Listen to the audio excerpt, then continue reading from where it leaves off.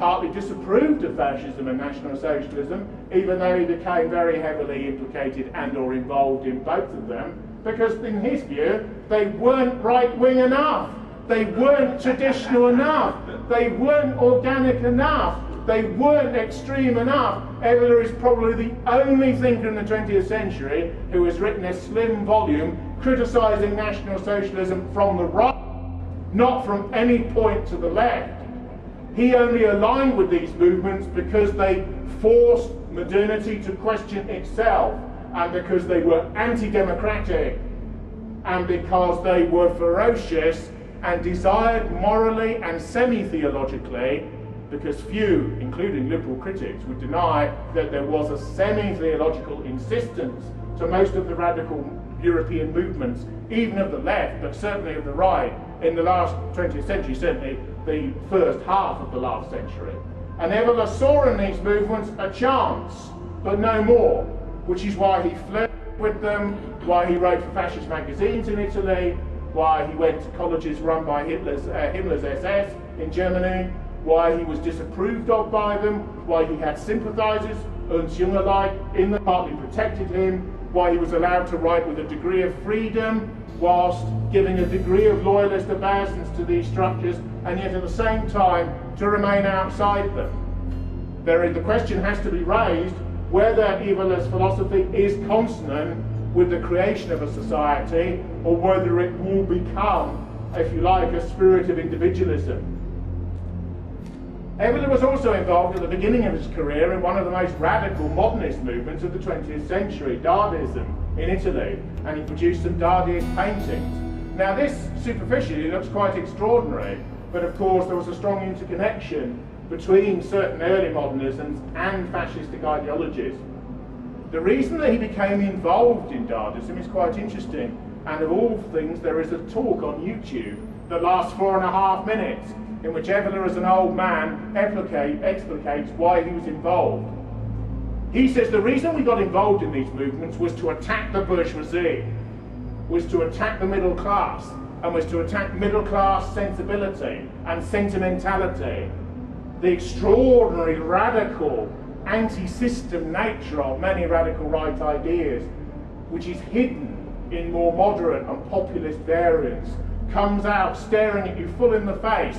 And many fascistic and radical movements of the right, of course, were peopled by adventurers and outsiders and quasi-artists and demi-criminals and religious mystics and madmen and people who were outside of the grain of mainstream life, particularly people who were socialised by the Great War, which many of them experienced as a revolution. Wyndham Lewis, who was strongly drawn aesthetically to modernism and politically to various forms of fascism, and was a personal friend of Sir Oswald Mosley, once said that for us the First War was a revolution, wasn't a war. We saw on a truly industrial scale. We saw the industrialisation of slaughter. And one of the interesting ironies of the Evolian, and in some ways Ernst Jünger's position about war, is that although thinkers like them are regarded by pacifists and liberal humanists and feminists as warmongers, there's a distaste for mass war in Jünger and Evola and the others, because it's the war of the ants, the war of the masses in blood and the dung and soil and gore. There is nothing chivalric about a man being torn to pieces by a helicopter gunship with his Armalite into the air. Evola would prefer the doctrine of the champion. You know, when two medieval armies meet and one enormous hulking man comes out of one army in full regalia, trained in martial splendour and arts, as the previous speaker discussed, in relation to the Norse tradition, and another champion emerges, and they fight for a limited objective that leaves civilization intact on either side, but the one that is defeated will obviously pay dues to the other. Now, this shows the extremely sort of Byronic, individualistic and aristocratic spirit that lurks in Evola's formulations. The way his work has come down to us, of course, is the way he lived his life and the books that he wrote. It's interesting that the English-Saxon world has received his literature through translations by mystic and occultistic publishers in the United States about Tantra, about Buddhism, about Japanese warrior castes and traditions, about the Holy Grail, about Greco-Roman, High Christian, pagan and post-pagan, Europeanist and other traditions. Another radicalism about Evola is total unstuffiness and absence of prudery in dealings with sex. Evola wrote a book called Metaphysics of Sex. He regards sexuality as a primal biological instantiation through which the races of man were renewed and replaced, but at the same time he regarded it as one of the primary human acts of great energy and force that has to be channeled, has to be made use of, has to be transcended in and of itself. You have this odd commitment to Tantra, which is a sort of erotic extremism of occult excess, and a total opposition to pornography. Why? Because the one involves the commercialization of sex, the one involves money interrelated with sexuality. From this purely sort of primal perspective, money almost has no, unless a marriage is arranged between dynastic states or groups for particular statal purposes, which is fine, money has almost nothing to do with these areas of life. The disprivileging of money as the basis of everything, and the belief that the society that we have now is the result of the fact that every politician in all of the parties represented in the major assemblies, including radical right parties, essentially of a populist hue, believe in homo economicus. They believe that man is an economic integer and nothing else matters. Immigration, it's good for the economy, don't you know? Mass movements of capital around the world at the flick of a button on a screen, in exchanges all around the globe, particularly in the Far East now, but also ubiquitously. It's good for the economy. Everything is based upon the freeing of people from prior forms of alleged servitude due to economic enhancement. The sort of doctrines Evola holds are not neo-medieval, nor are they a desire to return to the ancient world with certain modern. In some ways, they are a return to the verities that existed before the modern world was created. One of the most substantial critiques of this type of thinking is the belief that the modern world is inevitable, that all cultures and races will modernize and are doing so at a great rate of knots, that skyscrapers and enormous megalopic cities are being thrust up in the Andes and the Far East, and even client Chinese-built ones will emerge in Africa and elsewhere, and that it will be onwards and upwards forever in relation to what we have now. There are grotesque problems with that, of course, because to give every human on this planet, irrespective of race, kinship, kind, and culture, a middle American lifestyle, you will need 3 planets, 8 planets, 10 planets, or you may need them, in order to give them that middle American feeling. The 3 satellite dishes, the condominium, the 3 sort of Chelsea tractors outside on the driveway, the multiple channel TV and so on. To give every African that, we will need many, many planets and many, many times the economic wherewithal that we have even at the moment. The interesting thing about Evola is that many issues that convulse people today, famine in the Third World, war in the Congo, HIV/AIDS, he would say, well, are interesting, of course, because they're things that are going on and everything has a meaning even beyond itself. But ultimately, they're unimportant. The number of humans on the earth doesn't matter to his type of thinking. Pain and suffering does not matter in accordance with his type of thinking. Indeed, he welcomes it as part of the plenitude of life, because life begins in pain and ends in pain. And most people live their entire life in the denial of the fact that life is circular, as his philosophical tradition believes the world is and meaning is. There is progression round the circle, but there is decline.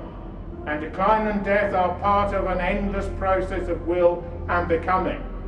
It is essentially, and in a very cardinal way, a religious view of life, but also a metaphysically pessimistic and conservative view of life in a profound way that the conservatism of contemporary liberal Tories like Cameron would almost not even begin to understand. To a man like him, theories of Evola's sort are lunacy, quite literally. the return to the Dark Ages, the return to the Middle Ages, quasi-justifications of slavery, quasi-justifications of the Waffen-SS. This is what Cameron Oy's colleagues on the front bench, and his even more liberal colleagues on the same front bench, would say about these sorts of ideas. But the irony is that 300 to 400 years ago, most civilized structures on Earth were based on these ideas, that even the modern ones that replace them are based upon the contravention of these sorts of ideas, which means they realized they were real enough to rebel against in the first instance. And it's also true that even in the high point of modernity, post-modernity, hypermodern reality, all the phrases that are used, when a war occurs, when the planes go into the towers in New York, when the helicopter gunships stream over Arabian sands, you suddenly see a slippage in the liberal verities and in the materialism and in some of the ideas which are used to justify these sorts of things. Not much of a slippage, but you suddenly see a slippage, what occultists and mystics call a rending of the veil, a ripping of the veil of illusion between life and death. What life is really about. Is life really about shopping? Is life really about making more and more money? Is life really about bourgeois status when one already has enough to live on? Is life really about eating yourself to death? These are the sorts of things that Evolar's viewpoint pushes before people, which is why the majority will always push it away. His political texts are essentially Revolt Against the Modern World, Men Amongst the Ruins, and sort of Riding the Tiger, which explore the nature of a man who is born now when most of the prior traditions of his culture and his civilization have collapsed.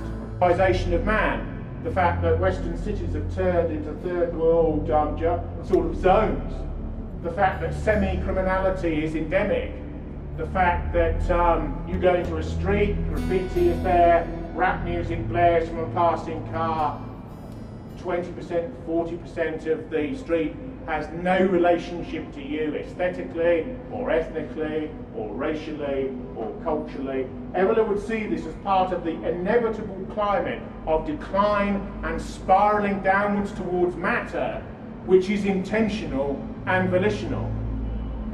The most controversial area of Evolar is when he begins to unpick and reformulate many classic propositionalisms of what might be called the old right to determine what has occurred and why. Evolar is essentially, although he began in a more subjectivist and changeable mood, Evolar is essentially a deeply religious and aristocratic man.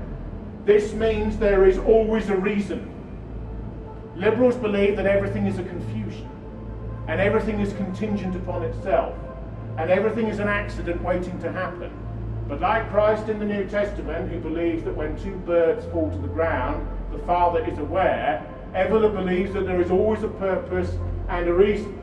Evolar believes that civilizations are collapsing in on themselves and tearing themselves apart internally for reasons that are pushed by elites and by forces which are manifest within them that will that desire.